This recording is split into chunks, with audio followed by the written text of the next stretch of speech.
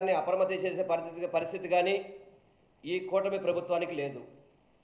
ఎందుకంటే కనీసం తక్షణ చర్యలు కూడా దాదాపు 2 రోజుల నుంచి జరుగుతుంటే ఈరోజు మంత్రి నారాయణ గారు, నారా లోకేష్ గారు ఈరోజు రివ్యూలు పెట్టడం, ఫీల్డ్లోకి వెళ్ళడం, ఏంటి అసలుకి ఏమైపోతుంది? అసలుకి ప్రజలకు మేము అండగా ఉంటాం, ప్రజలకు మేము తోడుగా ఉంటాం అని చెప్పిన కూటమి ప్రభుత్వం ప్రజల్ని ఇలా గాలికి వదిలేసింది. ఈరోజు విజయవాడ నగరంలో చూసుకుంటే కనుక అన్ని ప్రాంతాలు కూడా నీటమయమైపోయినాయి.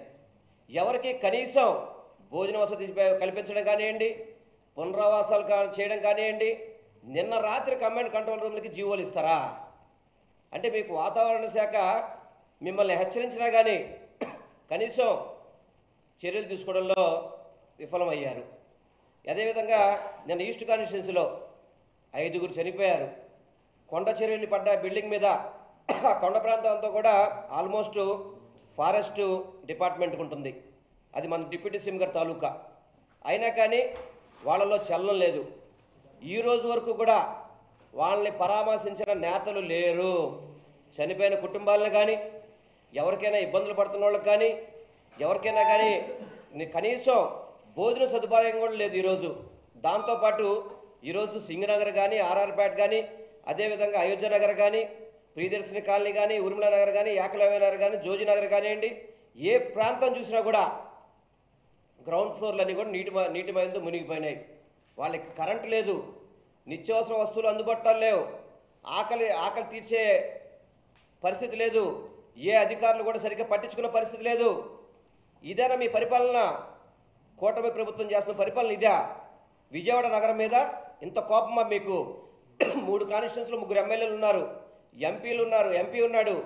ఏ ఒక్కరైనా కానీ ప్రజలకు భరోసా వచ్చే పరిస్థితి ఉందా? కేవలం దిక్కుమాల రాజకీయాలు చేయడాలు, ఏదో అమ్మాయిల పేరుతో కాలం గడపడాలు, ఇవి తప్ప మీరు ప్రజలకి మంచి చేస్తామని చెప్పి ఆలోచన ఎక్కడైనా ఉందా? ఈరోజు ప్రజానీకం అంతా కూడా చాలామంది మాకు ఫోన్లు చేస్తారు. ఈరోజు మా కార్యకర్తలు కానీ, మా నాయకులు కానీ, మా స్థానికంగా ఉన్న మా నాయకులు కానీ ప్రతి ఒక్కళ్ళు కూడా సహాయ చర్యలో ఉన్నారు. ప్రతి ఒక్కళ్ళు మాకు బోటు పంపిస్తే మేము బయటకు వచ్చేస్తామండి. ఏ అధికారి కూడా కనీసం కలెక్టర్ గారికి దాదాపు 2-3 సార్లు ఫోన్ చేశాం.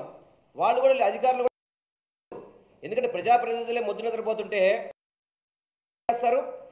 కనీసం ఏదైనా గేట్లు ఓపెన్ చేసేటప్పుడు అప్రమత్తం చేయాలి. అప్రమత్తం చేసే పరిస్థితి కూడా లేదు. ఇదివరకు సచివాలయం వ్యవస్థ, వాలంటీర్ వ్యవస్థ ద్వారా వాళ్ళందరికీ కూడా ముందు చెప్పి వాళ్ళందరూ కూడా హెచ్చరించే పరిస్థితి ఉండేది. ఈరోజు ఆ వ్యవస్థలన్నీ కూడా నిర్వీర్యం చేసి చంద్రబాబు గారు, పవన్ కళ్యాణ్ గారు, ఈ కూటమి ప్రభుత్వం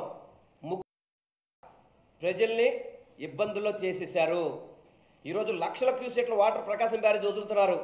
ఇదివరకు 1 లక్ష 2 లక్షల క్యూసెక్ల వాటర్ వస్తే మొత్తం కృష్ణలంక ప్రాంతం అంతా కూడా నీటిమయం అయిపోయేది. జగన్మోహన్ రెడ్డి గారు ముందు చూపుతో 100 కోట్లు పెట్టి అక్కడ వాల్ కట్టారు కాబట్టి ఈరోజు వాళ్ళంతా ప్రశాంతంగా ఉన్నారు ఈరోజు. కానీ ఈరోజు మీరు పరిపాలన చేత కాక మీరు ఈ కాలువ గేట్లు వదిలేటప్పుడు జాగ్రత్తగా అప్రమత్తం చేయక్కర్లేదా? ఈరోజు ఎంతమంది దాదాపు కోట్లాది రూపాయల ఆస్తులు నష్టమయ్యే వాళ్ళు చాలామంది ఉన్నారు ఈరోజు మీ యొక్క పరిపాలన వల్ల. వీటందరికీ కూడా మీరు నష్టపరిహారం చెల్లించాలి. కనీసం 5గురు చనిపోతే, అక్కడ 5గురు చనిపోతే ఇంతవరకు నాయకులు చాలామంది ఉన్నారు ఇక్కడ.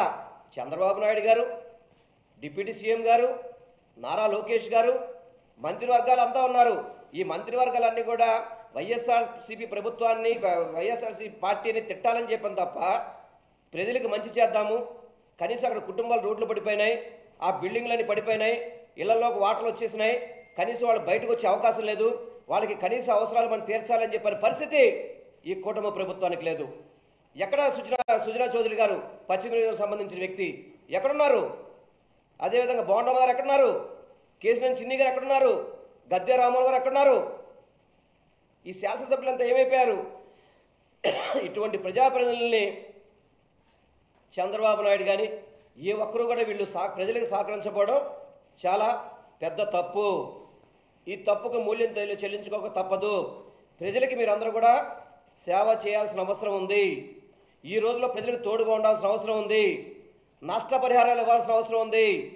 కనీసం ఒక ఎంఆర్ఓనే ఏదో వచ్చేసి మేము ఎంఆర్ఓ వచ్చారు మేము సర్వే చేసి వెళ్ళిపోతాం కాదు.